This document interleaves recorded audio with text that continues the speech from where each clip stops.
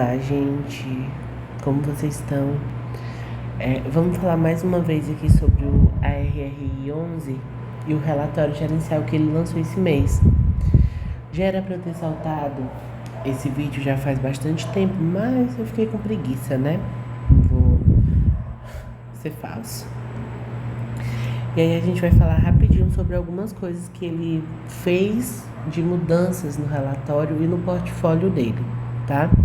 Eu fiz aqui uma comparaçãozinha entre o mês anterior, no caso, abril, e o mês de maio, que é o que se refere esse relatório gerencial, para poder falar com vocês sobre. Então, vamos lá. O dividend yield do fundo, ele aumentou, porque o preço dele está menor, então realmente vai aumentar. Aqui, a gente pode ver que ele vinha seguindo pagando 9 centavos, agora está pagando 7 centavos e o dividend yield aumentando por conta justamente do preço estar mais barato.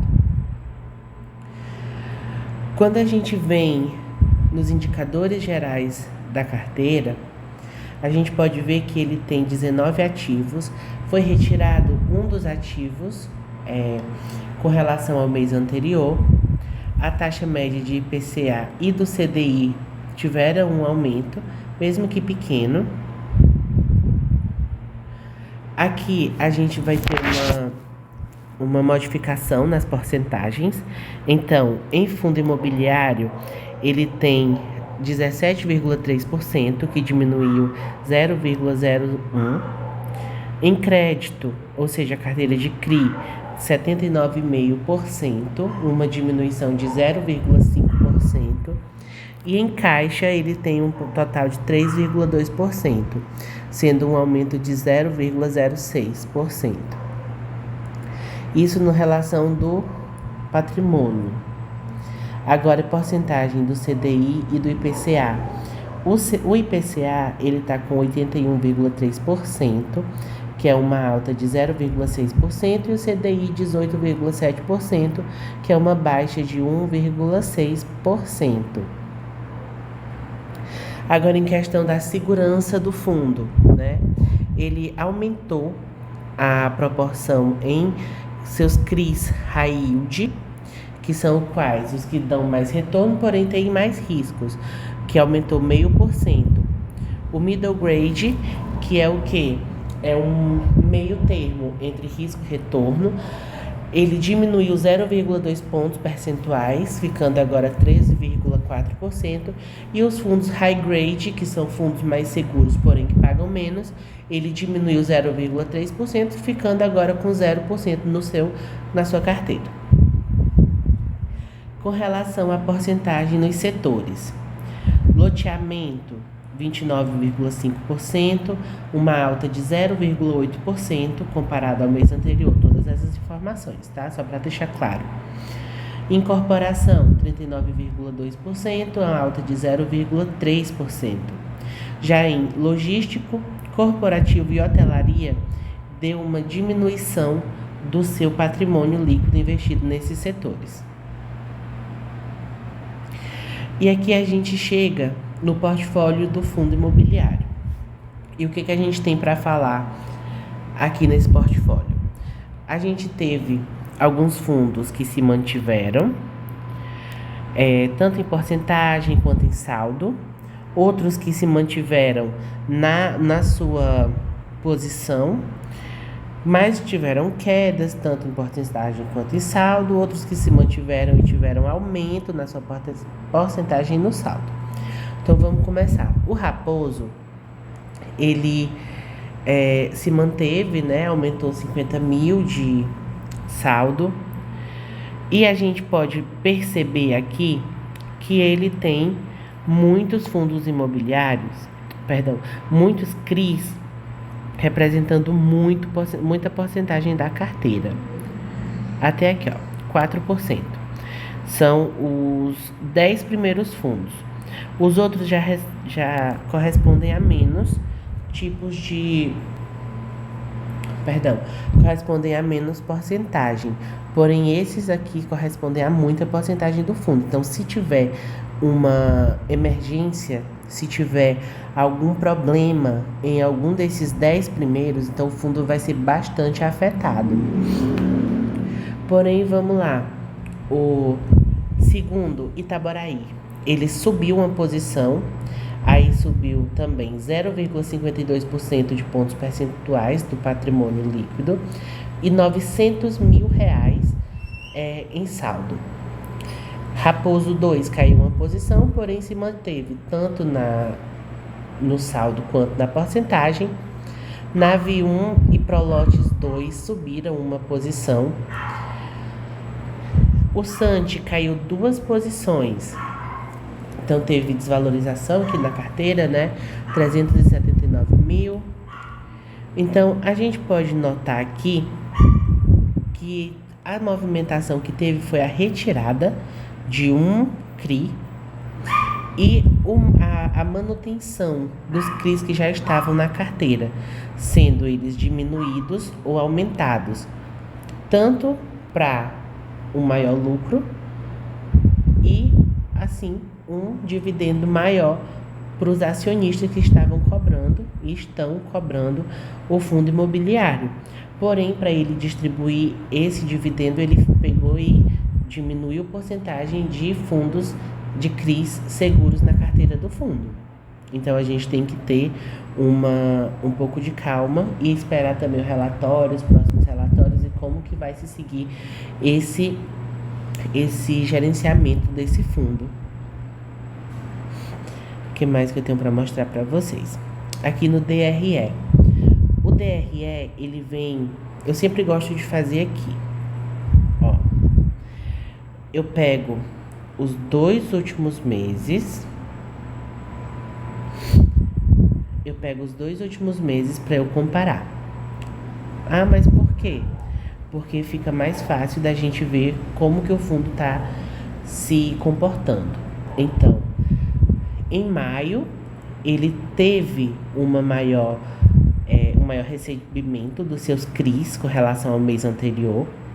Correção monetária também foi maior. Porém, os fundos imobiliários pagaram um pouquinho menos do que pagaram mês passado. Em caixa, ele tem 42 mil contra 57 mil passado. E ganho de capital, mês passado, no caso, abril, com relação, claro, que eu estou falando aqui ao relatório, teve um ganho de capital de 1.183.000, sendo que nesse mês não teve ganho de capital. Então aqui a gente não pode contar muito. O total do mês anterior foi 2.440.000 contra 1.308.000, sendo que as dívidas desse mês foram mais altas do que do mês anterior.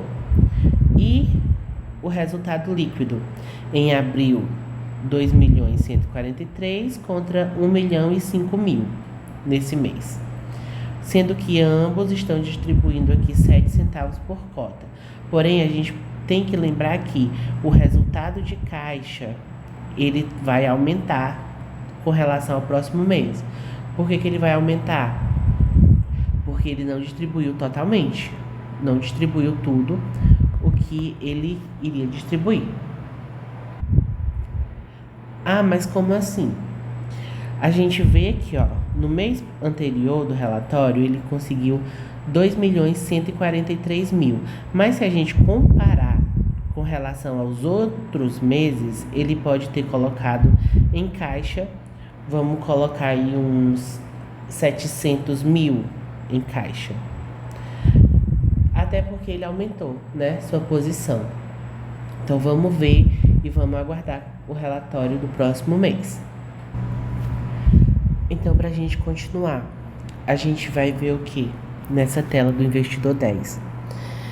A cotação dele agora está em 4,72 centavos, um dividend yield de 21,84 centavos, mas a gente tem que lembrar que o dividend yield ele leva em conta o preço de agora, tá? Então, não pode ser levado em consideração só isso. E também, esse dividend yield aqui é para quem pagou esse preço. Todo mundo tem um dividend yield diferente, vale lembrar. Aqui a gente pode ver que ele teve uma queda, né, muito expressiva. Está se recuperando um pouco, já chegou a custar aqui 4,36 e voltou a subir. As pessoas elas não estão acreditando muito no fundo, mas ele é um fundo high yield, né? Então ele vai ter realmente mais riscos. Na minha carteira, a gente pode ver a minha evolução de proventos com esse fundo. Então, eu comecei recebendo R$1,10 em setembro de 2022. Aqui, do ARRI. E agora a gente já está recebendo um total de R$32,62.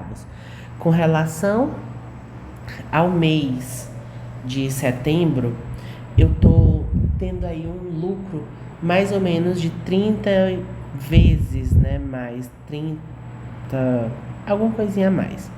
Então, esse mês eu já recebi 32,62 dele. E eu comprei umas cotinhas esse mês, mas também não foram tantas. Então, pode ser que próximo mês, se ele continuar pagando 7 centavos, eu receba aí uns R$33. Mas a gente pode ver que quando ele diminuiu, teve uma oscilação aqui na minha carteira. E aqui em março, ele me distribuiu bastante dividendos. Com relação a ele na minha carteira, eu tenho 487 cotas, com um preço médio de R$6,92. O preço atual, como eu falei, 4,72, com uma queda na carteira de 31,79%, que representa menos R$1.071 de variação negativa. Rentabilidade 5,09 negativa também, e representando uma porcentagem de 7,84% da minha carteira. Pode ser que segunda-feira eu faça um novo aporte nele, compre mais 13 cotas para poder fazer as 500, porque eu imagino que ele vai voltar a pagar os dividendos mais um pouco mais altos, né? Como ele vinha pagando 9 centavos. Mas é uma coisa que eu acredito, né? Não estou dando nenhuma recomendação.